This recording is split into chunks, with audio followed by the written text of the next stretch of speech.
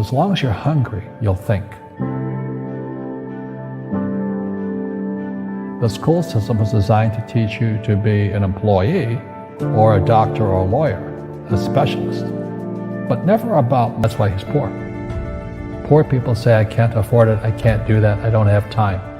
Because it's an escape. It's an escape. You know what I mean? It's easy to say, I can't afford it. Oh, I'm too tired. Oh, I can't go to the gym. You know, when you could go to the gym. No, I can't. Truth is, I'm just too lazy to go to the gym. And your rich dad used to say what instead of, I can't afford it? How can I afford it? How can I do that?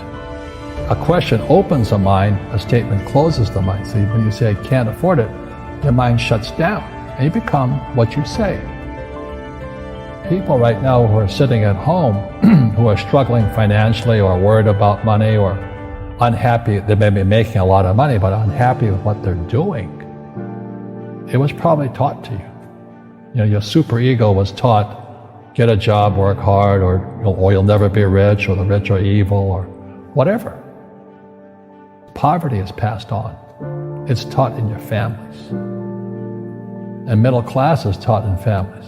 And until you change your mindset, Correct. Money won't help you, right? Correct. And we see that with people that win the lottery, people that make more money, they still have the same problem. Right. Because they have that poor man's soul.